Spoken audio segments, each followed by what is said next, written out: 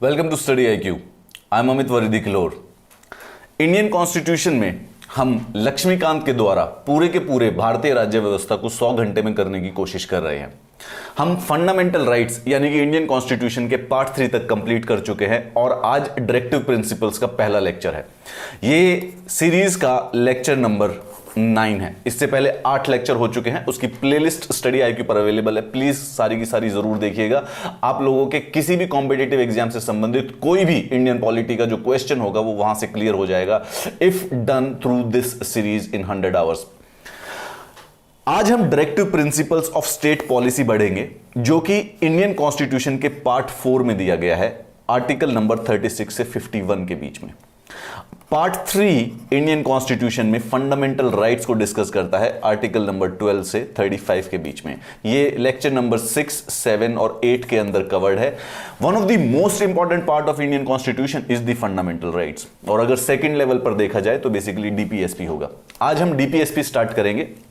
DPSP वैसे अगर आप देखेंगे चैप्टर की नजर से उसको देखेंगे तो बहुत ही ज्यादा सरल और सिंपल टॉपिक है। However patience is a virtue. हम कोशिश करेंगे इसको एक बारी में इसके साथ भागने की नहीं कोशिश, इसको 2 भागों में बांट के मैंने लेक्चर नंबर 9 और 10 में डिलीवर किया है। तो इस पूरे के पूरे 2 पार्ट को आप देखिएगा ताकि आपको directive principles of state policy completely clear हो। इनके जो PDF आपको चाहिएंगे वो आपको इस टेलीग्राम चैनल पर उपलब्ध हो जाएंगे। आप अगर चाहें तो मुझसे जुड़ भी सकते हैं, बात कर सकते हैं टेलीग्राम चैनल के द्वारा। इनकेस आपको कोई और पॉलिटी से संबंधित या इस सीरीज के लेक्चर से संबंधित कोई डाउट आए तो किसी भी सोशल मीडिया पर अपने पसंद के आप मेरे साथ जुड़ सकते हैं to have a conversation related to your doubts. अब हम स्टार्ट करते हैं directive principles of state policy के बारे में। Directive principles of state policy article number 36 से स्टार्ट होता है और आर्टिकल नंबर 51 के बीच में दिया हुआ है। इसको कॉन्स्टिट्यूशन में पार्ट 4 कहा जाता है। Part 4 very technically speaking actually में जो DPSP है, directive principles of state policy, article number 38 से स्टार्ट होता है और उसके बाद आर्टिकल नंबर 51 तक जाता है। पहले जो आर्टिकल है वो सिर्फ और सिर्फ ये बताते हैं जो स्टेट की डेफिनेशन है और application of principles contained in this part. उसके अंदर कोई डायरेक्टिव प्रिंसिपल नहीं है।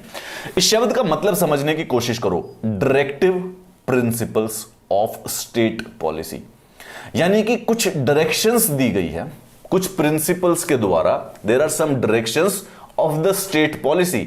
राज्य सरकार और केंद्र सरकार जो गवर्नमेंट है उसकी पॉलिसी क्या होनी चाहिए, उसकी राज्य चलाने की पॉलिसी क्या होनी चाहिए, उस चीज के डायरेक्टिव प्रिंसिपल्स।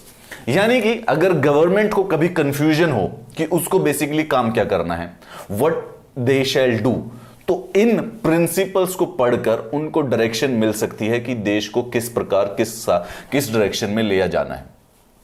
हम अपने प्रियम्बल में बात करें, अगर हमने प्रियम्बल का जो चैप्टर देखा था तो उसमें हमने नोटिस किया है कि प्रियम्बल में 3 प्रकार के न्याय जो कि हमें भारतीय नागरिकों को उपलब्ध कराने हैं लिखे हुए हैं। सबसे पहला पॉलिटिकल, दूसरा सोशल और तीसरा इकोनॉमिकल। पॉलिटिकल न्याय पाने के लिए और भारतीय नागरिकों को उपलब्ध कराने के लिए पार्ट 3 बनाया गया, यानी कि fundamental rights. They meet your political rights. और सोशल और इकोनॉमिक राइट्स जो कि स्लाइटली मच मोर डिफिकल्ट होते हैं, क्योंकि पॉलिटिकल राइट्स में एक लीगल एंगल होता है, उसको एटलीस्ट ऑफिशियल करने के लिए आपको सिर्फ एक कानून की जरूरत पड़ती है। लेकिन सोशल और जो इकोनॉमिक्स है उसमें जो बदलाव होता है वो कई डेकेड्स में होता है। It takes time to do so. तो जो सोशल और इकोनॉमिक राइट्स भारतीय नागरिकों को उपलब्ध कराना है उसको दिया गया है पार्ट 4 में DPSP यानी directive principles of the state policy के द्वारा। अब ये बहुत आसान है, इसमें बेसिकली कोई कंफ्यूजन नहीं है। जैसे अगर हम फंडामेंटल राइट्स पढ़ते हैं तो उसमें कोई ना कोई एक इंपॉर्टेंट न्यूएंस बन जाता है, राइट? कोई इंपॉर्टेंट एक्सेप्शन होती है या कोई इंपॉर्टेंट लॉ होता है उससे related. Whereas this is very easy. क्यों? क्योंकि ये डायरेक्टली डायरेक्शन है। They just tell you to do this. इसमें ज्यादा कंफ्यूजन नहीं है। Fundamental rights is actual law, मतलब कि उनको तोड़ा नहीं जा सकता। अगर उनको कोई तोड़ता है या उनका कोई हनन करता है तो आप सीधा सुप्रीम कोर्ट चले जाएंगे। सुप्रीम कोर्ट की रिस्पॉन्सिबिलिटी है उनको अप्लाई करवाने की देश के अंदर। DPSP आर नॉन जस्टिशिएबल, यानी कि ये डायरेक्शंस हैं पर जरूरी नहीं है कि बेसिकली इनकी जस्टिस की एप्लीकेशन के लिए आप कोर्ट के पास जा सकते हैं। कहने का मतलब है कि अगर आप जाएं कहीं पर, लेट्स से कि आप किसी टूर पर या ट्रिप पर जाना चाहते हैं, तो घर पे आपको कोई ना कोई एडवाइस दे देता है कि भाई उतरना मत गाड़ी से रास्ते में कहीं पर भी। अब वो एडवाइस है, पर अगर जरूरत पड़ती है तो आप उतर भी सकते हैं। ऐसी कोई जबरदस्ती वाली एडवाइस नहीं है कि बेसिकली उसको किया ना जा सके या उससे कोई खतरा हो। तो डीपीएसपी के बारे में डिस्कस करना स्टार्ट करते हैं। नाउ व्हाई आई से is this is a simple topic कि डीपीएसपी से रिलेटेड जो इश्यूज है वो इस पूरी की पूरी स्लाइड पर आप देख सकते हैं। डीपीएसपी में जब हम पढ़ते हैं तो सबसे पहले हम डीपीएसपी के बारे में पढ़ते हैं। कितने प्रकार के डीपीएसपी है, क्लासिफिकेशंस क्या है। फंडामेंटल राइट्स आपको मालूम है ना कि 6 प्रकार से क्लासिफाई किए गए हैं। पहला इक्वालिटी का, दूसरा फ्रीडम का, तीसरा अगेंस्ट एक्सप्लॉयटेशन, चौथा रिलीजन का, पांचवा माइनॉरिटी के एजुकेशनल एंड लिंग्विस्टिक राइट्स का, और छठे वाला कॉन्स्टिट्यूशनल रेमेडीज। कॉन्स्टिट्यूशन ने ही उनको क्लासिफाई किया हुआ है।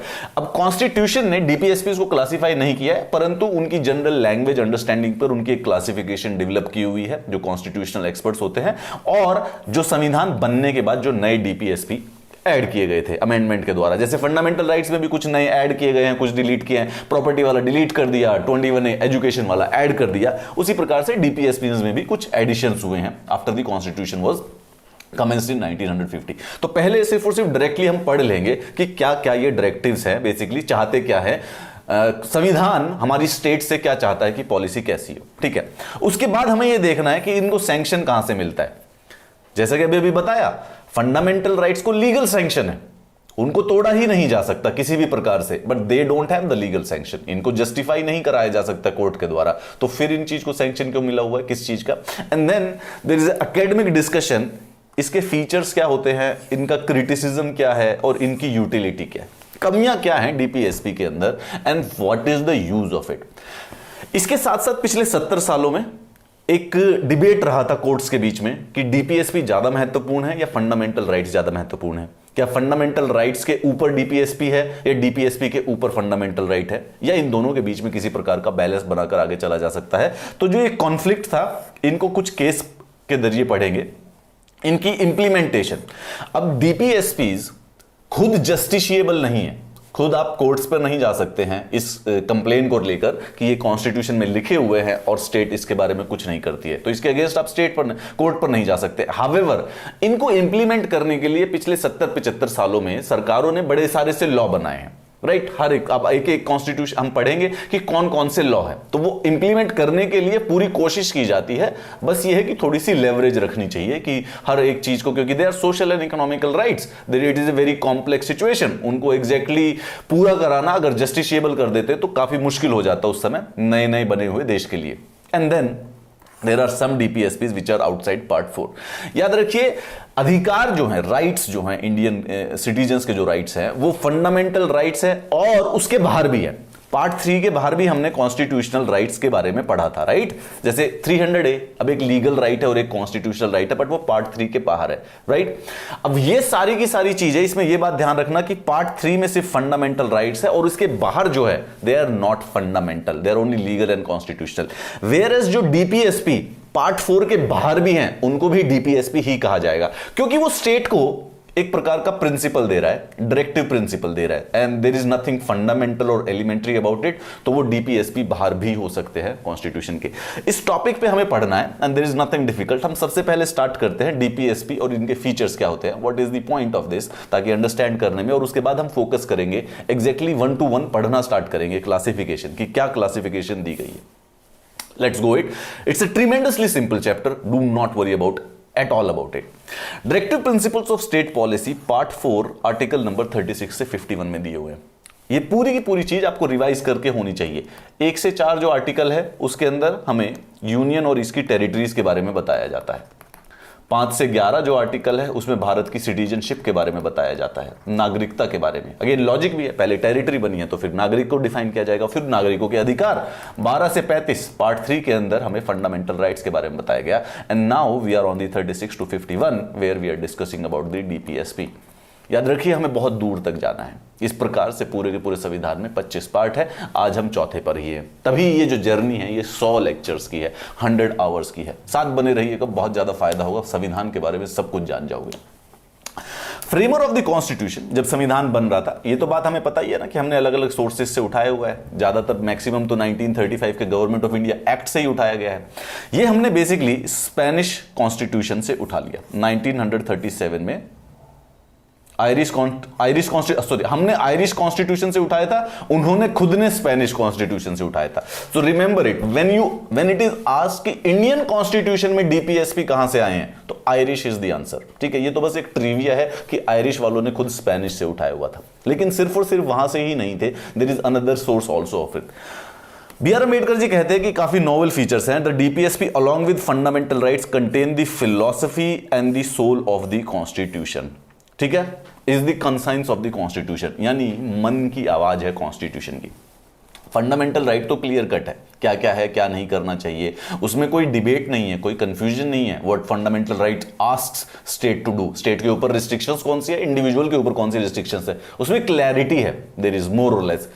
ये अंदर की आवाज है। जब भी कंफ्यूजन आए स्टेट को कि देश को कैसे चलाना है, DPSP is the answer. Conscience, अंदर से आवाज आती है किसी भी मॉरल डिलेमा में। आपको कोई भी मॉरल डिलेमा हो, उसका कंफ्यूजन है स्टेट को, उसका जवाब जो देगा वो डीपीएसपी दे देगा।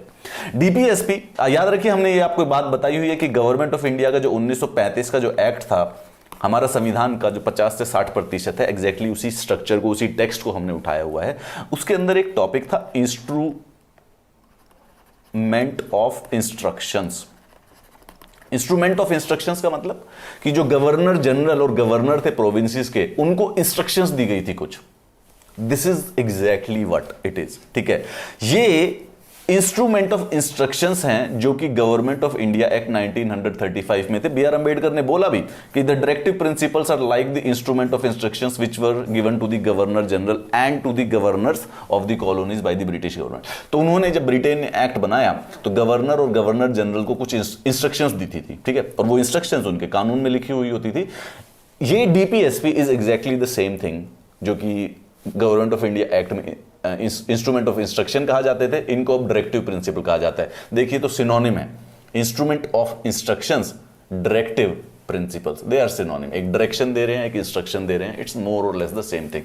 ये बात ध्यान रखिएगा कि यहां पे गवर्नर और गवर्नर जनरल नहीं, यहां पे लेजिस्लेटिव और एग्जीक्यूटिव को दी जाती है। ठीक है, ये सिंपल सा प्यारा सा प्रीलिम्स का क्वेश्चन कि डीपीएसपी किसके लिए है, लेजिस्लेटिव और एग्जीक्यूटिव को, दोनों के दोनों। एग्जीक्यूटिव के पास भी जो सिर्फ कानून बनाने की पॉलिसी इसके बेसिस पर नहीं होनी चाहिए, एग्जीक्यूटिव के जो एक्शंस है वो भी इसके बेसिस पर पॉलिसी होनी चाहिए। ठीक है, लेजिस्लेटिव और एग्जीक्यूटिव काफी काम कंफ्यूज कर देता है। देखिए, लेजिस्लेटिव होता है संसद, पार्लियामेंट। ठीक है, जो कानून बनाने की जो भी एक्टिविटी होती है वो लेजिस्लेटिव एक्टिविटी होती है। एग्जीक्यूटिव होती है सरकार, कैबिनेट, प्राइम मिनिस्टर जो होता है, पीएमओ जो होता है, प्राइम मिनिस्टर ऑफिस जो होता है, वो होता है सरकार, या जो कैबिनेट है जिसको आप गवर्नमेंट कहते हैं वो एग्जीक्यूटिव होता है। और जो जैसे संसद या पार्लियामेंट कहते हैं उसको लेजिस्लेटिव कहते हैं। ये दोनों ओवरलैप करते हैं, याद रखिए, इसीलिए कंफ्यूजन होता रहता है यूजुअली, परंतु ये दोनों के दोनों ओवरलैप करते हैं। तो एक दिन प्रधानमंत्री पार्लियामेंट जाकर किसी दिन कानून बनाने की कोई प्रक्रिया करते हैं, तो वो उस दिन लेजिस्लेटिव एक्शन कर रहे हैं। और फिर जब वो गवर्नमेंट बनकर, या फिर जैसे अभी वो कोविड-19 की कोई मीटिंग अटेंड करते हैं, तो बेसिकली इसका मतलब वो इस समय एग्जीक्यूटिव काम कर रहे हैं। ये दोनों ओवरलैप करते हैं। समझने की बात सिर्फ इसमें सबसे क्लैरिटी वाला ये है कि जब कानून बनने की कोई भी प्रक्रिया हो, उसमें उसको लेजिस्लेशन कहा जाता है। उसके अलावा बाकी सारी चीजों को आप एग्जीक्यूटिव मान सकते हैं इन जनरल। ठीक है, कंफ्यूज नहीं हो। तो इन दोनों को ये डीपीएसपी दिए गए हैं। कॉन्स्टिट्यूशन में कोई क्लासिफिकेशन नहीं दी गई डीपीएसपी की। ठीक है, they did not give any classification. हमारी फंडामेंटल राइट की दी हुई है 14 से 18 एग्जैक्टली, और 19 से 22 प्रिसाइसली, और 23-24 एंड सो ऑन, राइट। पहले इक्वालिटी, फिर फ्रीडम, फिर एक्सप्लॉयटेशन, फिर रिलीजन, फिर माइनॉरिटी राइट्स। लेकिन इनके कंटेंट पे और इनके शब्दों को पढ़ के बेसिकली इसको जो कॉन्स्टिट्यूशनल एक्सपर्ट्स हैं उन्होंने 3 लेवल पे डिवाइड किया है कि बेसिकली हमारे पास 3 प्रकार के डीपीएसपी हैं। थोड़ा याद करने के लिए, समझने के लिए आसान है। एक तो जो है सोशलिस्टिक प्रिंसिपल्स, यानी कि स्टेट को सोशलिस्टिक प्रिंसिपल्स की डायरेक्शन दी गई है। दूसरा है Gandhian, this is very easy, जो भी गांधी के विचार थे, महात्मा गांधी के कुछ विचारों को कॉन्स्टिट्यूशन में इम्बाइब कर लिया। उनका इंडियन नेशनल मूवमेंट पर बहुत बड़ा इन्फ्लुएंस था। इंडियन नेशनल मूवमेंट के वो टॉलेस्ट लीडर थे, तो उनकी जो विचार, उनकी जो फिलॉसफी थी, it definitely impacted the making of the constitution also. उनके कुछ विचारों को डीपीएसपीस के रूप में हमने कॉन्स्टिट्यूशन के अंदर इम्बाइब किया हुआ है। And then there are some liberal and the intellectual. ठीक है, जो कि लिबरलिज्म वाले होते हैं, इंडिविजुअल राइट्स के ऊपर बेसिकली जिनका ज्यादा फोकस होता है। 3 प्रकार के हैं अलग अलग से। सुन के पढ़ के पता चल जाता है कि सोशलिस्टिक हैं, ये समाजवाद के बारे में थोड़ा बात कर रहे हैं कि जो मीन्स ऑफ प्रोडक्शन है या फिर जो बेसिकली वेल्थ है वो कम्युनिटी में डिवाइडेड होनी चाहिए, ना कि कुछ पर्टिकुलर लेवल या कुछ पर्टिकुलर सिटीजन उसको पूरा का पूरा कंट्रोल करे। गांधीयन क्लियर आसानी से पता चल जाएगा, गांधी के विचारों से, गांव से संबंधित या रूरल कुछ पंचायत से संबंधित जो भी गांधी की किताब पढ़ता है या गांधी के बारे में जानता है उसको आइडेंटिफाई हो जाएगा वो। And then other are the liberal intellectual, ये पढ़ते हैं। चलिए, ये क्वेश्चन भी पूछा जाता है कई बार इस क्लासिफिकेशन के बेसिस पर कि कौन सा डीपीएसपी कौन से क्लासिफिकेशन में आता है। बीएन राव, ये बीएन राव है कॉन्स्टिट्यूशनल एडवाइजर। बेसिकली अगर कहीं पे अगर ये कहा जाए कि कॉन्स्टिट्यूशन इन्होंने ही बनाया था तो बेसिकली बात गलत नहीं होगी। बी आर अम्बेडकर के बाद कॉन्स्टिट्यूशन से संबंधित सबसे इंपॉर्टेंट आदमी बीएन राव है। Constitutional adviser recommended that the rights of an individual should be divided into 2 category, justiciable and the non justiciable, which was accepted by the drafting committee. इन्होंने ही recommend किया था कि कॉन्स्टिट्यूशन के अंदर जो अधिकार हैं उनको 2 भागों में बांट दो। एक तो जो इमीडिएटली मिल जाए, जो सबसे बेसिक एलिमेंट्री फंडामेंटल हो पार्ट 3 में। उसके बाद देयर आर समवन जो कि स्टेट की कैपेसिटी के ऊपर बेस्ड होने चाहिए, जैसे जैसे स्टेट की कैपेसिटी बढ़ती जाए उनको देते रहे। तो दे आर डीपीएसपी तो हैं पर वो एक प्रकार से अधिकार भी हैं, हमारे ही अधिकार हैं, बस नॉन जस्टिशिएबल है। That is the only difference. अब आते हैं कि बेसिकली है क्या फंडा। ठीक है, आर्टिकल नंबर 36 से लेके 51 तक हमें करना है। ठीक है, लेकिन याद रखिए कि अनुच्छेद नंबर 38 से ही स्टार्ट होते हैं। 36 में सिर्फ ये लिखा हुआ है कि जो आर्टिकल नंबर 12 में स्टेट की डेफिनेशन थी वही इस पार्ट पर है। तो यानी कि article 12 is applicable only to 2 parts of the constitution, part 3 and part 4। Article 12 में स्टेट को डिफाइन किया गया है कि कॉन्स्टिट्यूशनल राइट्स को जो दिया गया है वो किससे प्रोटेक्ट किया जा रहा है, स्टेट को। उस स्टेट की डेफिनेशन अनुच्छेद नंबर 12 में लिखी गई है, वो पार्ट 3 पर अप्लाई होती है। जहां पर भी वर्ड स्टेट है तो उसमें पार्ट 3 में वो एप्लीकेशन, वही डेफिनेशन। 36 पर लिखा कि same definition will apply to the part 4 also. तो यानी कि जो आर्टिकल 12 है उसमें जो स्टेट की डेफिनेशन है सिर्फ और सिर्फ 2 पार्ट्स पर, एक सिंपल न्यूएंस क्वेश्चन, सिर्फ और सिर्फ 2 पार्ट पर अप्लाई होती है, पार्ट 3 एंड पार्ट 4, इसके अलावा नहीं। ठीक है, आर्टिकल 37 में डीपीएसपी की एप्लीकेशन की रिस्पॉन्सिबिलिटी बताई जाती है कि गवर्नमेंट की फंडामेंटल रिस्पॉन्सिबिलिटी है डीपीएसपी को अप्लाई करने का। Then from 38 the actual first direction, first principle for the state policy begins, और फिर वो 51 तक जाता है, बीच में रुकते नहीं है। अब उसकी 3 प्रकार की डेफिनेशन है। सबसे पहले सोशलिस्टिक, गांधीयन और लिबरल इंटेलेक्चुअल। इसको एक एक करके डिफरेंस करेंगे। वैसे ये इनको आपको चिंता मत कीजिए, बहुत ज्यादा याद करने की जरूरत नहीं सर, कौन सा आर्टिकल कौन सा किस में है, शब्द से ही पता चल जाएगा जब आइडेंटिफाई करना हो। ऐसा कोई एग्जाम नहीं करेगा आपके साथ कि आपने उन्होंने आर्टिकल के नाम लिख कर दे दिए हैं and then they are asking you कि बेसिकली नहीं, वो आपसे लैंग्वेज पूछेंगे। लैंग्वेज जो उसकी भाषा है जो उसमें लिखा हुआ है उसमें पूछा जा सकता है कौन सा सोशलिस्टिक है कौन सा गांधीयन है। ठीक है, स्टार्ट करते हैं। आर्टिकल नंबर 38, 39, 39A, 41, 42, 43, 48, 47, काफी सारे हैं, कंफ्यूज होने की बात है। सोशलिस्टिक प्रिंसिपल्स हैं सारे के सारे। इसमें वैसे लिबरल इंटेलेक्चुअल सबसे आसान है याद करने के लिए। क्या 48 के बाद जो भी स्टार्ट होते हैं वो लिबरल इंटेलेक्चुअल है, बीच में एक बार 44, 45 भी है। That is it. एक तो पहले तो ये आसानी से याद हो जाएंगे कि लिबरल इंटेलेक्चुअल कौन से है, सबसे लास्ट वाले सारे लिबरल इंटेलेक्चुअल है, 48 के बाद सबके सब, एंड देन 44 और 45 भी हैं। ठीक है, याद हो जाएंगे आसानी से। 44 में यूनिफॉर्म सिविल कोड है, 45 में एजुकेशन की बात है, लिबरल इंटेलेक्चुअल खत्म। इसके साथ साथ थोड़ा कंफ्यूजन ये हो सकता है कि एक आर्टिकल जो है वो 2 भागों में बटा हुआ है। आर्टिकल 47 का फर्स्ट पार्ट तो सोशलिस्टिक है और आर्टिकल 47 का जो दूसरा पार्ट है वो बेसिकली गांधीयन प्रिंसिपल है। लेट्स सी, एक एक करके डिस्कस कर लेते हैं, नथिंग कंफ्यूजिंग, बहुत ही सरल है। सबसे पहले आते हैं सोशलिस्टिक प्रिंसिपल्स कौन कौन से होते हैं, and you would be surprised how tremendously easy they are. ये प्रिंसिपल्स सोशलिज्म की आइडियोलॉजी रिफ्लेक्ट करते हैं। This has something to do with our history. हमारा जो इतिहास है, जब हमारा आजादी की जो आखिरी लड़ाई चली जा रही थी तो जो कांग्रेस के अंदर जो डोमिनेंट थ्रेड था वो सोशलिस्ट थ्रेड था। तो जब Congress was the dominant party after the Indian independence, तो उनकी तरफ से जो जितने भी लीडर्स थे उनका जो सोशलिस्टिक हिंज था या उनकी तरफ इंक्लिनेशन था, प्रोक्लिविटी थी, it was imbibed in the constitution also. ठीक है, तो there are some historical reasons कि इंडियन कॉन्स्टिट्यूशन में सोशलिज्म क्यों इतना ज्यादा इन्वॉल्व है। सोशलिज्म का कहने का सरल मतलब यह है कि जो मीन्स ऑफ प्रोडक्शन है या जो वेल्थ है, सोसाइटी की जो वेल्थ है वो लोगों के हाथों में होनी चाहिए। जो इसका सबसे नॉन करप्टेड फॉर्मेशन है। ठीक है, कई बार इसको नेगेटिवली भी यूज किया जाता है इस शब्द को, कि सरकार के पैसों पर किसी जो लोग काम नहीं करते हैं उनको बेसिकली सस्टेन करवाना। नेगेटिवली यूएस में इसको थोड़ा सा नेगेटिव माना जाता है सोशलिज्म में, परंतु हमारा जो सोशलिज्म है वो है डेमोक्रेटिक सोशलिज्म। डेमोक्रेटिक सोशलिज्म का मतलब ये होता है कि किसी भी आदमी को फुल अधिकार है, जो भी वो करना चाहता है वो फुल फ्लेजेड। ठीक है, मतलब कैपिटलिस्टिक पूरी की पूरी सपोर्ट होती है सोसाइटी को। हावेवर जो सोसाइटी के मार्जिनलाइज्ड और disadvantageous section of the people है, उनकी मदद करने के लिए हमेशा गवर्नमेंट तैयार रहती है, यानी कि welfare state is a basically more idea. US से कंपेयर करेंगे, US is more about license fair. ठीक है, लाइसेंस फेयर का मतलब कि सब फ्री है भाई, जो मर्जी अपने आप करिए, एवरी इंडिविजुअल फॉर इंडिविजुअल, सबके अधिकार सबको दे दिए हैं, उनको हम प्रोटेक्ट कर लेंगे, लेकिन बाकी अब सब अपने ऊपर है।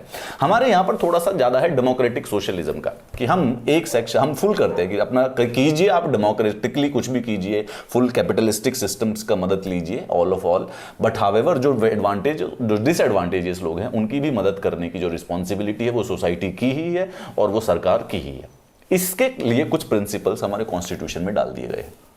ठीक है, framework of the democratic socialist state aim at providing social and economic justice, set the path towards welfare state and they direct the state to. अब क्या क्या है यहां पे आते हैं, 1 2 3 4 5 6 7 8, टोटल 8 डीपीएसपी जो कि सोशलिस्टिक है। सबसे पहले, promote the welfare of people by securing a social order permeated by social, economic and political to minimize inequalities in income, status, facilities and opportunities। Exactly बस इतना ही लिखा हुआ है उसमें, ये justice, social, economic and political, ये हमारे preamble में भी लिखा हुआ है।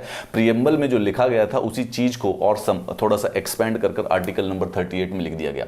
या फिर दोबारा से दिमाग में क्या लगाना कि this is a directive principle, ये डायरेक्शन है स्टेट को कि यार कोशिश करना अपने जीवन में जब भी कानून बनाओ या जब भी कोई एक्शन लो तो लोगों का वेलफेयर प्रोटेक्ट करना बाय परमिटिंग, अपनी जो सोशल ऑर्डर है या जो अपनी पॉलिसीज है उनके अंदर जस्टिस के ऊपर फोकस करना, जो कि सोशल, इकोनॉमिक और पॉलिटिकल हो, और काफी सारी कोशिश करना कि जो ये इनकम इनइक्वालिटी होती है, जो वेल्थ इनइक्वालिटी होती है, इसको कम किया जा सके। इनकम में, स्टेटस में, फैसिलिटीज, सबको बराबर समानता के लेवल पर लाने का एक रिस्पॉन्सिबिलिटी। Article number 38 easy. अब आर्टिकल नंबर 39 है, बड़ा अच्छा खासा फोकस करके, मतलब काफी बड़ा है।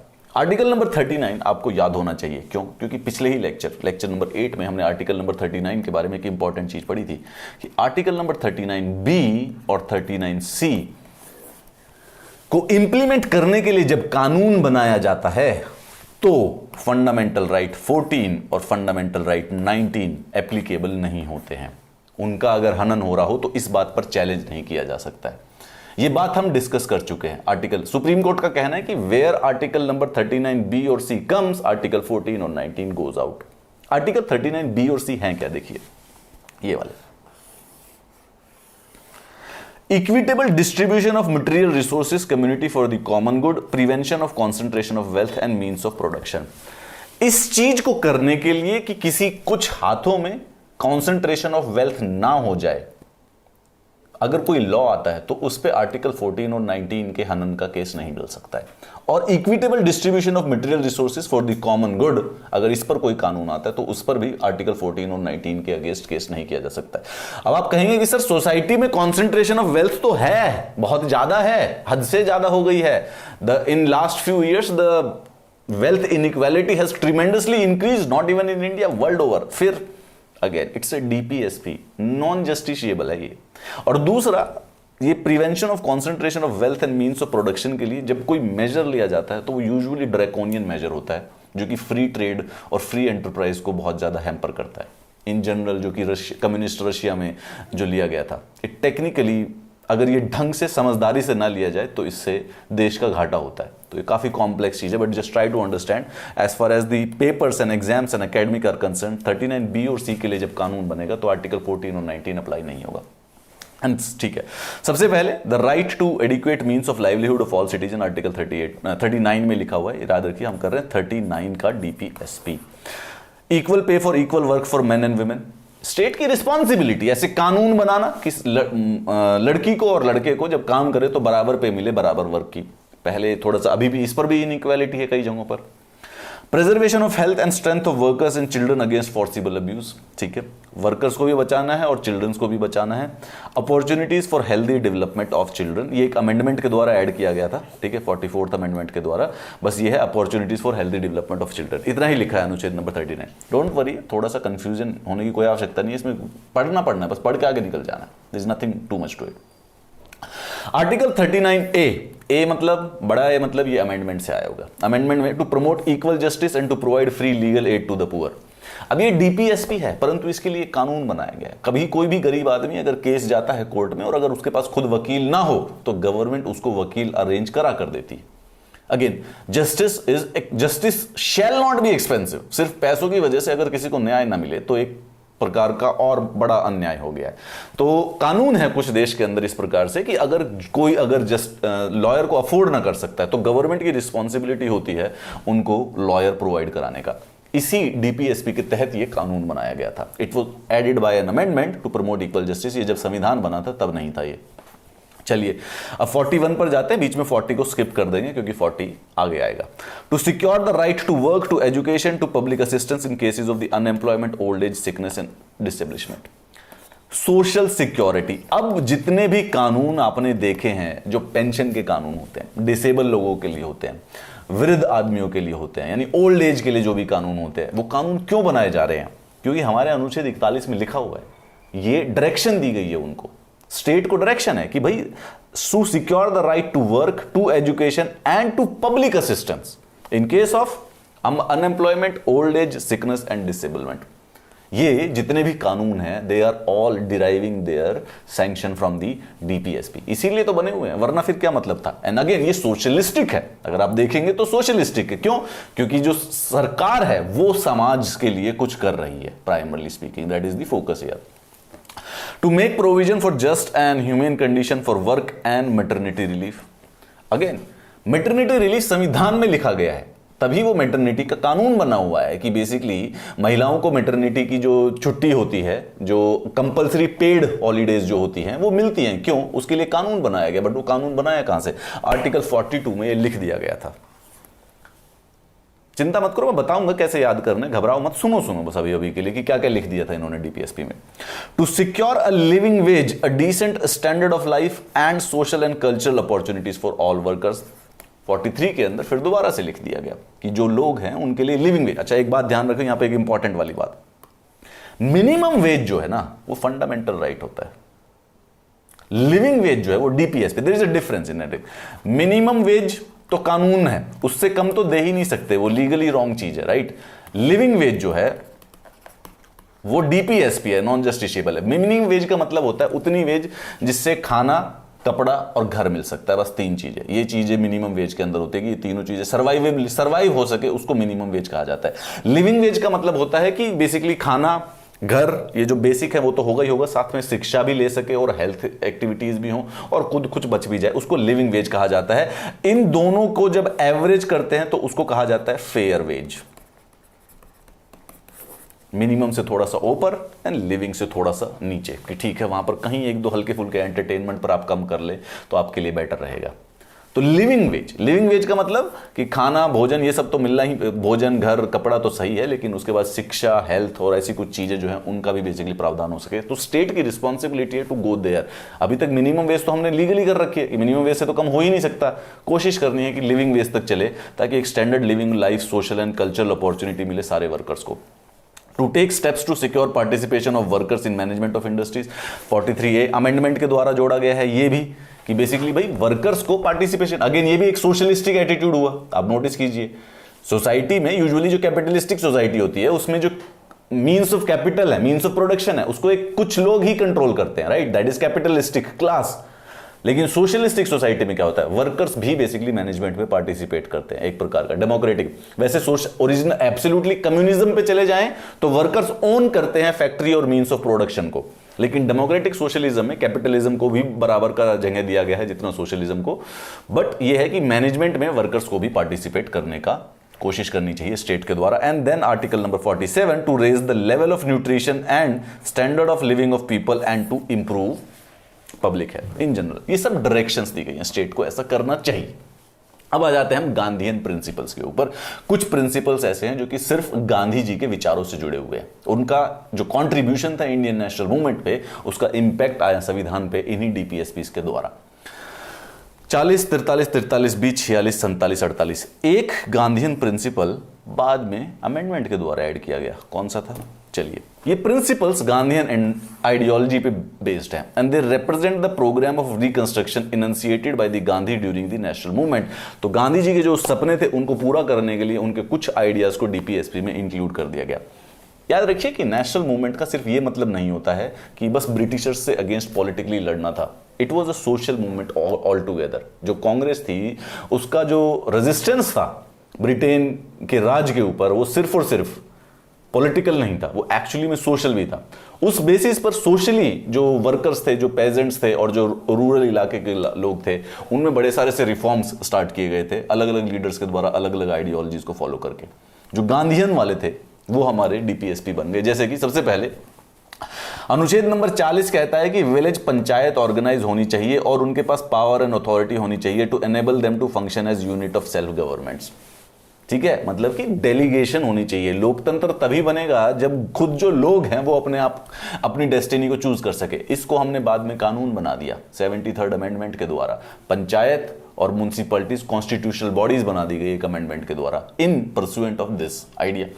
The promote cottage industries on an individual और cooperation basis in rural areas. Gandhi ji industrialisation के थोड़े से अगेंस्ट थे। वो सेल्फ आत्मनिर्भरता पर यकीन रखते थे। आत्मनिर्भरता में वो कॉटेज इंडस्ट्री, उनको लगता था कि एम्प्लॉयमेंट जो है, अगर बड़ी इंडस्ट्री होगी तो बेसिकली फिर एम्प्लॉयमेंट कैसे मिलेगी? 100 लोग बन के इतना काम कर 100 लोग इतना काम कर लेंगे कि 10,000 लोगों की जॉब चली जाएगी। सो ही बिलीव्ड कि इंडिपेंडेंट काम, cottage industries would be much more successful. Economically उनका आइडिया था। इससे डीपीएसपी जरूरी नहीं है इसको फॉलो करवाना। To promote voluntarily autonomous functioning, democratic control and professional management of cooperative societies, ये भी 43B यानी कि ये बाद में ऐड किया गया है कोऑपरेटिव सोसाइटीज का। This was also added into the constitution. Cooperative society को भी बेसिकली संविधान में बेसिकली जगह दे दी गई है। बाद में एक और कॉन्स्टिट्यूशनल अमेंडमेंट के द्वारा पढ़ेंगे उसके बारे में।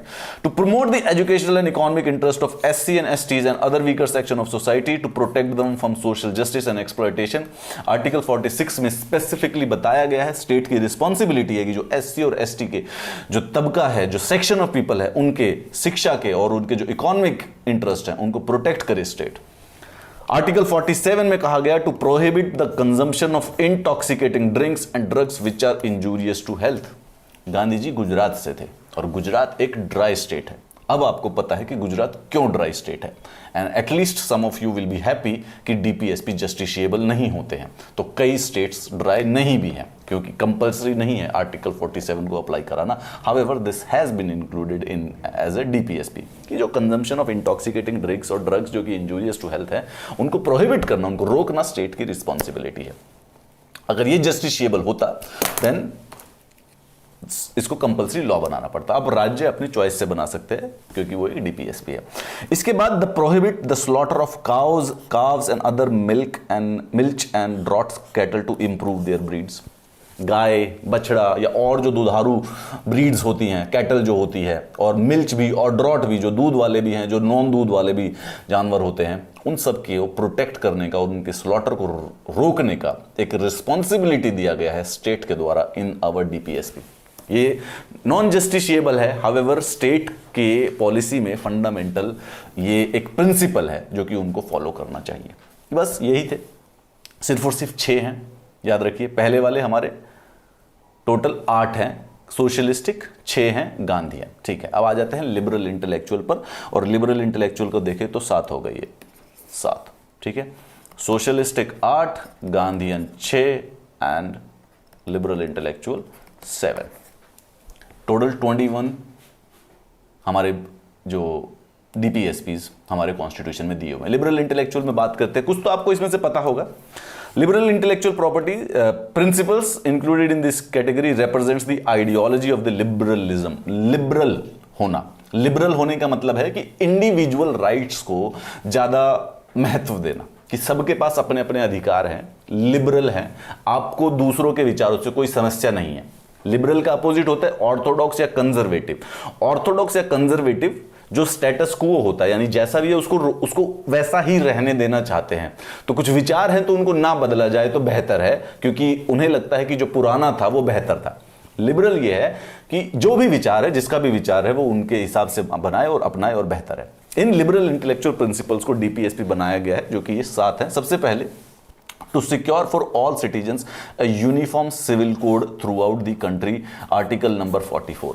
अनुच्छेद नंबर 44 कहता है कि क्योंकि हमारे देश में जो सिविल कोड है, जो कि पर्सनल लॉज है, वो अलग अलग धर्म के लिए अलग अलग है, ठीक है। There is different for the Hindu, there is different for the Muslim, there is some different laws for the Christians when in personal laws जो होते हैं। इन सबको एक यूनिफॉर्म सिविल कोड में बना देना चाहिए। क्रिमिनल हमारा यूनिफॉर्म है, हमारे पास यूनिफॉर्म क्रिमिनल कोड है, याद रखिए, परंतु सिविल कोड में there are still differences depending on the particular person. अब उसको यूनिफॉर्म करना जरूरी है, ऐसा मानना है। To provide early childhood care and education for all children until they complete the age of 6 years। अनुच्छेद नंबर 45 में जब पहले, अगर आप आज से पहले यानी 86th अमेंडमेंट से पहले पढ़ते तो इसमें यह लिखा हुआ था कि चाइल्ड एजुकेशन प्रोवाइड करनी है 6 से 14 सालों के सारे बच्चों को, कॉन्स्टिट्यूशन के 10 साल के बाद। इट स्पेसिफिकली टोल्ड यू कि कॉन्स्टिट्यूशन के 10 साल के अंदर 6 से 14 साल के बच्चों को कंपलसरी एलिमेंट्री एजुकेशन प्रोवाइड करनी है।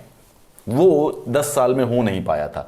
अब टेक्निकली क्योंकि डीपीएसपी जस्टिशिएबल नहीं है तो इसके अगेंस्ट कोर्ट पर नहीं जाया सकता था, ठीक है। बस एक डायरेक्शन थी कि अगर हो सके आप लोगों से तो 10 साल में कर दीजिएगा। वो 10 साल में नहीं हो पाया, उसको होने में कम से कम 50 साल लगे।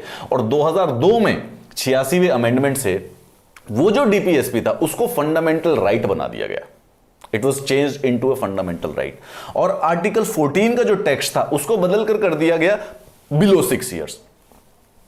तो पहले पढ़ते तो ये 6 से 14 साल के शिक्षा के बारे में बात करता था, ठीक है। लेकिन जब से 86 कॉन्स्टिट्यूशनल अमेंडमेंट एक्ट बना, इसमें 6 से नीचे के बारे में बात होगी। और 21A जो था उसमें 6 से 14 की कंपलसरी एजुकेशन कर दी।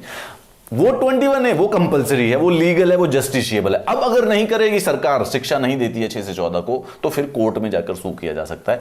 पहले नहीं किया जा सकता था, even though the article actually said कि 10 साल की लिमिट है। कॉन्स्टिट्यूशन जब से बन रहा है 10 साल के बाद 6 से 14, बट क्योंकि जस्टिस इसके अगेंस्ट कोर्ट में नहीं जाया जा सकता डीपीएसपी, हेंस नो।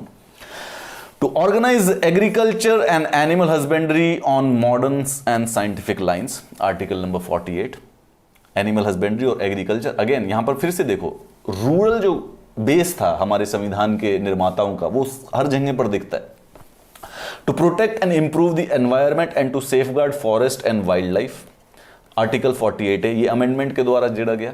15-20 साल के बाद पता मतलब ध्यान आया कि बाकी सब सही है, लेकिन पर्यावरण को भी सेफ करना गवर्नमेंट की उतनी ही फंडामेंटल रिस्पॉन्सिबिलिटी है, hence it was added. Article 49 कहता है to protect monuments, places and objects of artistic और historic interest which are declared to be of national importance, article number 49। हमारी खुद की जो धरोहर है, जो सांस्कृतिक धरोहर है, जो कल्चरल मॉन्यूमेंट्स हैं, उनको प्रोटेक्ट करना एक रिस्पॉन्सिबिलिटी है स्टेट की। अगर वो कोई तोड़ दे तो उसको पनिश करे, उसको कोई डिफेम कर दे तो उसको पनिश करे। सांस्कृतिक धरोहर की जो बिल्डिंग है, पुरानी बिल्डिंग, मॉन्यूमेंट्स, प्लेसेस और ऑब्जेक्ट्स, आर्टिस्टिक और हिस्टोरिक, एक डायरेक्शन दी गई है स्टेट को उनको प्रोटेक्ट करने की। नॉन जस्टिशिएबल है। अगर गलती से कोई ऐसी हिस्टोरिकल बिल्डिंग हो गई कोई, ठीक है, जो कि हो 300-400 साल पुरानी, अगर वो तोड़ दी जाती है, किसी वजह से टूट गई है वो, तो इस पर केस नहीं किया जा सकता है अंडर द आर्टिकल 49। व्हाई? क्योंकि इट इज नॉट जस्टिशिएबल। उस पर किसी और दूसरे कानूनों के बेसिस पर केस किया जा सकता है। To separate the judiciary from the executive in the public services of the state, ठीक है, यानी कि separation of judiciary and executive, judiciary from the executive in the public services of the state, article 50। Separation of power का जो contact है वो एक DPSP के रूप में दिया गया है। However, it has also been held as the basic structure of Indian Constitution. This is very interesting. इसके बाकी जो सारी की सारी चीजें हैं उसमें से वो कोई भी नॉन जस्टिशिएबल है तो उसमें से किसी को बेसिक स्ट्रक्चर नहीं माना गया, परंतु जो separation of judiciary and executive, separation of जो पावर है वो हमारे एक संविधान का बेसिक स्ट्रक्चर माना गया, यानी कि आर्टिकल 50 को बदला नहीं जा सकता। Even though it is a DPSP, it can not be abridged और taken away by the government. or the parliament, to be more precise, not by the government, by the parliament. And last में to promote international peace and security to maintain just and honorable relations. Basically हर सरकार की, हर state की जो भी सरकार है, government है, उसकी रिस्पॉन्सिबिलिटी है दूसरे देशों के साथ शांतिपूर्वक रिश्ते बनाए रखें, सिक्योरिटी रखें, foster respect for international law and treaty obligations and to encourage settlement of international dispute. ये आर्टिकल नंबर 51 हमारे संविधान के पहले 51 आर्टिकल ये है, टोटल 51 पहली बार नेग हो गया है अब हमारे कॉन्स्टिट्यूशन पॉलिटी क्लासेस में। लेकिन कुछ नए भी ऐड हुए हैं, याद रखिए इनमें से नए हमने डिस्कस किए हैं, ये नए इन्हीं के बीच में, ठीक है, हमने ये इसमें डिस्कस किए, परंतु ये बात आइडेंटिफाई कर लीजिए कि नए हैं कौन कौन से। 42nd अमेंडमेंट ने पहली बार नए 4 डीपीएसपी ऐड किए थे, टोटल 7 है, ठीक है, टोटल 7 है। 21 हमारे पास डीपीएसपीज है, राइट, 21 डीपीएसपी, उसमें से 7 नए ऐड किए गए थे, ठीक है। 7 नए ऐड कैसे किए गए थे? सबसे पहले आर्टिकल 39F, ठीक है, 39F जो है उसको बाद में जोड़ा गया है, which says to secure opportunities for healthy development of children. Article 39 हमने लंबा पढ़ा था ना, उसमें कई सारे से ऑप्शन थे, 39B, 39C, D, E। 39E तक तो पहले संविधान में स्टार्टिंग से ही बना हुआ था, लेकिन जो 39F है उसको बाद में 42nd अमेंडमेंट के द्वारा जोड़ा गया। आर्टिकल 39A जो लीगल एड देने की संभावना थी, वो भी 42nd अमेंडमेंट में देना गया कि हर आदमी को अधिकार है। तो अब अगर आपके पास वकील अफोर्ड नहीं होता है तो सरकार आपको एक वकील प्रोवाइड करती है, फ्री लीगल एड सरकार की, गवर्नमेंट की रिस्पॉन्सिबिलिटी है। एक बात ध्यान रखिए, डीपीएसपी इज नॉन जस्टिशिएबल है, परंतु अगर इनको लेकर कोई कानून बना दिया जाए तो वो जस्टिशिएबल हो जाएगा, ठीक है। अब अगर सरकार ने कानून बना रखा है कि अगर आप अफोर्ड नहीं कर सकते वकील तो सरकार देती है, अब अगर नहीं देगी तो आप केस कर सकते हैं, आप उसके लिए बेसिकली दूसरा एक और केस फाइल कर सकते हैं, but it would be very weird because you don't have the lawyer already and the government is not giving you the lawyer and you will need a lawyer to fight that case also. So ये basically मतलब काफी infinity पे चला जाएगा, you will need to keep on filing cases but they will not give you the lawyer, it will become a huge problem, a lot of problem. To secure the participation of workers in management of industries 43A, to protect and improve the environment to 48A। तो पहले 42nd amendment में 4 article add कर दिए गए। यहां पर अब आपका रट्टा लगाना स्टार्ट हो गया, यहां पर थोड़ा सा रट्टे की जरूरत पड़ेगी। 42nd अमेंडमेंट में कौन कौन से डीपीएसपीज ऐड किए गए थे ये आपको याद करना ही पड़ेगा। 39, 39A, 43A एंड 48A, यहां पर थोड़ा सा रट्टा अब आपको जरूरत पड़ेगी। देन उसके बाद जो 44th अमेंडमेंट था उसने एक और ऐड किया, which requires the state to minimize inequalities in income status facilities and opportunities in the article number 38 की उन्होंने ना वर्डिंग चेंज कर दी थी और उसको दोबारा से ऐड कर दिया था। एंड 2 और, ये तो मैं आपको बता ही चुका हूं, 86th amendment act of 2002, article matter of 45 जो 45 में लिखा हुआ तो उसको बदल दिया, made elementary education a fundamental right, और इसके अंदर लिख दिया provide early childhood care and education of all children until the age of 6 years। Important बात समझने की कोशिश कीजिएगा, ठीक है। 97th amendment act, the directive principles relating to cooperative societies, इन्होंने 43B ऐड किया, it requires the state to promote voluntarily autonomous functioning democratic professional cooperative societies. Confuse ना हो, हमारे देश में टोटल 21 डीपीएसपीज हैं, 21, इनके बीच में कुछ नए ऐड किए हैं, लेकिन नए ऐड में कभी आर्टिकल ही चेंज कर दिया है। तो ऐसा नहीं है कि जो नए 7 ऐड हैं उन्होंने पहले सिर्फ 14 थे, एक्चुअली में पहले 14 नहीं थे और थोड़े थे पहले। अगर हम देखें तो आर्टिकल 86 ने कुछ ऐड नहीं किया है, सिर्फ लैंग्वेज चेंज की है, और आर्टिकल 39 ने भी ऐड नहीं किया है, एक प्रोविजन एक्स्ट्रा चेंज किया है, और आर्टिकल 38 ने। तो बेसिकली जो 3 हैं उसमें से लैंग्वेज चेंज नहीं हुई, तो नए ब्रांड न्यू जो आए हैं वो टोटल हैं 4, एंड 3 ने बस लैंग्वेज यूज किया। यानी कि स्टार्टिंग में अगर आप कॉन्स्टिट्यूशन पहले दिन खोल के देखोगे तो टोटल 18 डीपीएसपी दिए हुए थे, अब वो बेसिकली बढ़कर 21 हो चुके हैं after the regular amendments act. No issues. सवाल यहां पर एक छोटा सा और लास्ट में आ जाता है इंपॉर्टेंट वाला, सर ये जस्टिशिएबल तो है नहीं, और जो चीज जस्टिशिएबल नहीं है वो बेसिकली समय ही घेरने वाली है कॉन्स्टिट्यूशन के अंदर। The constitution is the supreme law of the country, and supreme law of the country के अंदर कुछ ऐसी चीजें हैं जो कि बेसिकली कानून नहीं है। It is an absolutely absurd thing to think। ये एक क्रिटिसिज्म है, यू वोंट बिलीव इट, अगर आपने ये सोचा है तो आपने बिल्कुल सही सोचा। The supreme law itself is not justiciable at some places, weird बात है। फिर इस चीज की फायदा ही क्या हुआ, उसको कानून बनाने में लिखने की क्या जरूरत थी अगर उसको बेसिकली न्याय नहीं दिला सकते तो। ये क्रिटिसिज्म है, उसके बारे में पढ़ेंगे। Basically this was issue of circumstances. अगर हमारे पास पैसे होते, अगर हमारे पास रिसोर्सेज होते तो हम इन सबको कानून बना देते। आप देखिए कि एग्जाम्पल देखिए यहां पर आर्टिकल 86 अमेंडमेंट एक्ट को देखिए ना खुद। जैसे ही 50 साल हुए आजादी को और सरकार को लगा कि वी कैन हैंडल, हम सारे के सारे देश में जितने भी लोग हैं उनको एजुकेशन शिक्षा दे सकते हैं 6 से 14 साल के बच्चों को, ऐसे कोई घबराहट वाली बात नहीं है, तो उन्होंने उसको फंडामेंटल राइट बना दिया इमीडिएटली। जैसे ही लीगल एड वाली बात थी, जरूरत पड़ने पर हमने कानून बना दिया कि सबको लीगल एड कंपलसरी है, कोई जरूरत नहीं है। द थिंग इज दैट कि it is a matter of resources. Panchayat के बारे में एक गांधीयन हमारा डायरेक्टिव प्रिंसिपल था, हमने पंचायत को 73rd कॉन्स्टिट्यूशनल अमेंडमेंट से कॉन्स्टिट्यूशनल बॉडी बना दिया। सो इट इज, ऐसा नहीं है कि ये जस्टिशिएबल नहीं है तो इनका कंप्लीटली यूजलेस वैल्यू हो जाएगी। The only problem was about the resources. हमारे पास जैसे ही रिसोर्सेज होते हैं हम इनको एक्चुअली में कानून में बदल देते हैं। डीपीएसपीज को जैसे भी मौका मिलता है कानून पे बदल जाता है, और बहुत सारों पर कानून बना भी रखे हैं, कई सारों पर।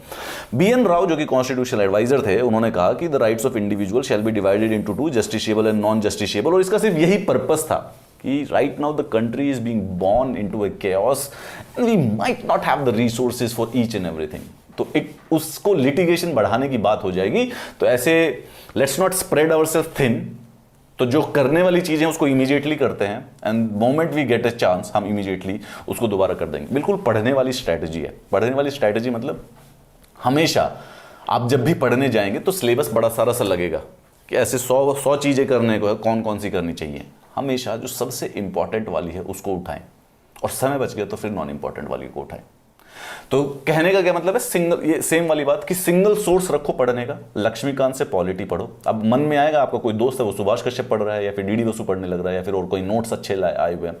अगेन आप भी पढ़ सकते हैं, however that is your DPSP. Your fundamental right को रखे, ट्रीट करें आप इंडियन पॉलिटी की किताब लक्ष्मीकांत को। यही पढ़ूंगा 2, 3, 4, 5 एटलीस्ट 10 बार।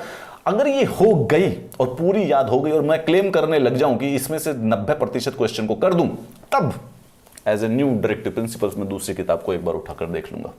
वही उद्देश्य इनका था कि एक राइट तो जस्टिशिएबल हो और कुछ राइट्स नॉन जस्टिशिएबल भी दिए जाएं, जब मौका मिले तब दे दी जाएंगी।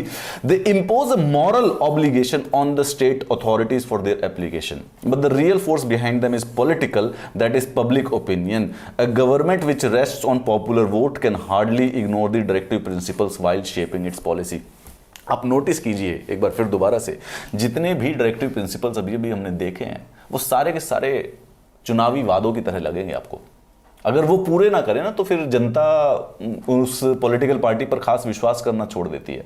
सो इसको एक प्रकार का पब्लिक सैंक्शन मिला गया है डीपीएसपी को, कि ये डीपीएसपी इंपॉर्टेंट हो जाते हैं। Why? Because public is interested into them, all of them. Public को इंटरेस्ट है कि भाई जो वर्कर्स की जो कंडीशन है वो इंप्रूव हो, जो मेन और विमेन की जो पेमेंट हो वो सेम हो, लीगल एड वाली जो चीजें हैं, ऑल दीज प्रिंसिपल्स, पंचायतों वाली जो चीजें हैं। गांवों के पास अगर डेमोक्रेसी नहीं पहुंचेगी तो फिर गांव कैसे अटैच कर पाएंगे हमारे देश के साथ। That was it. सो जब कॉन्स्टिट्यूशन बना तो डीपीएसपी को नॉन जस्टिशिएबल और नॉन एनफोर्सिएबल बना दिया गया। क्यों? एक्चुअली लास्ट में सारा मुद्दा जो होता है ना वो पैसों पर आ जाता है, राइट? आप अपने बच्चों को उतनी ही तो एजुकेशन दे सकते हैं जितने आपके पास पैसे हों। अगर पैसे ज्यादा होंगे तो ज्यादा दे सकते हैं। आप वही गाड़ी खरीद सकते हैं जितने आपके पास पैसे हों। जितने ज्यादा पैसे होते हैं आप वही गाड़ी खरीद सकते हैं। Same thing related to each and everything. जितने पैसे होते हैं उतना किया जा सकता है, और उसके बियॉन्ड तो बेसिकली जाना मतलब it is just simply not possible, right? वही बात थी उस समय स्टेट के पास। हमारा देश बिल्कुल जन्म लिया था, सफिशिएंट फाइनेंशियल रिसोर्सेज नहीं थे। आखिर सारा मुद्दा पैसों पर ही आ गया था। सफिशिएंट फाइनेंशियल रिसोर्सेज नहीं थे, हेंस इनको नॉन जस्टिशिएबल रखा गया। The presence of vast diversity and backwardness in the country would stand in the way of their implementation। इतना आसान भी नहीं था इनको इंप्लीमेंट कराना। इनके अंदर कई सारे से सोशल इश्यूज हैं, कई सारे से पॉलिटिकल इश्यूज है, एंड कंट्री इज डाइवर्स। हमारा देश एक देश नहीं है, हमारे देश के अंदर 85 नेशन है। मतलब it is such a sui generis country in the whole world. बाकी जगहों पर सबके सब अलग अलग जगह पर रहते हैं, लेकिन रहते ऑलमोस्ट एक ही लेवल पर है, सबके सब नेशन स्टेट बने हुए, right, has a particular identity. हमारे देश में एक इंसान की एक सिंगुलर आइडेंटिटी है, इंडियन होना, and then there are other different identities of religion, of culture, of caste, of खुद की और भी मतलब अलग अलग प्रकार से। सो वो डाइवर्सिटी जो है ना, वो उस पर किसी भी एक यूनिफॉर्म लॉ को इंप्लीमेंट करना बहुत सरल नहीं होता है। इसलिए इनको रखा कि देखेंगे, इनको स्लोली स्लोली किया करेंगे। The newly born independent state with its many preoccupation might be crushed under the burden unless it was free to decide the order, time and the place and the mode of fulfilling them. ये वो वाली बात है कि जगह भी हम बताएंगे, समय भी हम चुनेंगे, और फिर हम मारने भी हम ही जाएंगे, मतलब काम भी हम ही करने जाएंगे। तो सारी मर्जी होगी हमारी, जगह भी हमारी होगी, समय भी हमारा होगा, और फिर हम, that is kind of the situation was कि स्टेट नहीं थी and we just wanted to give it time कि जब we'll take a decision on when to implement all these directive principles in our state, and we have taken it in last 70 years। Her DPSP से related एक कानून बना दिया है। ये सिर्फ और सिर्फ अब कहने की बात रहेगी कि ये नॉन जस्टिशिएबल है, बस कॉन्स्टिट्यूशनली नॉन जस्टिशिएबल है, बट मोर और लेस आप कोई भी डीपीएसपी देखेंगे, हर डीपीएसपी से संबंधित एक कानून, एक लीगल कानून एग्जिस्ट करता है जो कि उसको इंप्लीमेंट करा रहा होता है। We have reached that state जो कि हमारे कॉन्स्टिट्यूशन फाउंडिंग फादर्स ने जो जो प्रॉमिस किए थे, we completed all of them, हमने वो सारे के सारे पूरे किए। सो जो डीपीएसपी के जो क्रिटिक्स हैं वो थोड़े से इस समय मुंह छुपा रहे होंगे कि हम ये कभी कर नहीं पाएंगे। We did it all of it almost, एक दो को छोड़ के। जैसे गुजरात ने एक डीपीएसपी मान लिया ड्रग्स और अल्कोहल वाला, कुछ स्टेट को ये बात ध्यान में रही कि this is a non justiciable, so maybe we might actually avoid it. Constitution makers therefore take a pragmatic view, refrained from giving teeth to these principles. They believed more in an awakened public opinion rather in court procedures as the ultimate sanction of the fulfillment of the principles. Mains में तो नहीं पूछा जाएगा ये बात, sorry prelims में तो ये पूछना मुश्किल है, ये मेंस का ही एक सवाल है। कॉन्सेप्ट जब आपसे पूछा जा सकता है किसी दिन, डायरेक्ट क्वेश्चन आ सकता है कहीं पर किसी मेंस में, सैंक्शन क्या मिली हुई है। सैंक्शन का मतलब ये है, आप उसको एक्सप्लेन करेंगे डीपीएसपी क्या है, और फिर आप ये एक्सप्लेन करेंगे कि डीपीएसपी को जस्टिशिएबल क्यों नहीं बनाया गया, and then you will tell them क्योंकि इसको सैंक्शन है पब्लिक का, पब्लिक ओपिनियन का सैंक्शन है, तो लॉ का देने की जरूरत नहीं पड़ी। ठीक है, डीपीएसपी बहुत ही, this is the easiest one. ठीक है, ये बहुत ही सरलता है। इसके बाद आने वाले टॉपिक्स जब हम गवर्नमेंट के बारे में पढ़ेंगे, then there might be some complexities and the new things. ठीक है, इसके बाद हम डीपीएसपी को अगले लेक्चर में, लेक्चर नंबर 10 में कंप्लीट कर लेंगे डीपीएसपी। ठीक है, it would be over, and then the lecture number 11 तो बेसिकली आप मालूम हमारे मौलिक कर्तव्य जो है, fundamental duties, very tremendously simple सा एक छोटा सा आर्टिकल है, बहुत सरलता से उसको पढ़ा जा सकता है। ठीक है, उसके बाद एक्चुअल तो थोड़ी सी कॉम्प्लेक्स चीजें, थोड़ी सी डिफिकल्ट चीजें स्टार्ट होंगी, but we will do it till the end. हम सारी की सारी कंप्लीट करेंगे। आपको इन क्लासेस का पीडीएफ चाहिए तो ये टेलीग्राम ग्रुप रहा, आपको मेरे साथ जुड़ना है तो ये बड़े सारे से आपके पसंद के सोशल मीडिया हुए। बट मोर इंपॉर्टेंटली, इतनी दूर जाना ही क्यों? If you do like the class, why don't you tell me just by writing it below this YouTube video in comments. I'll see you in the lecture number 10.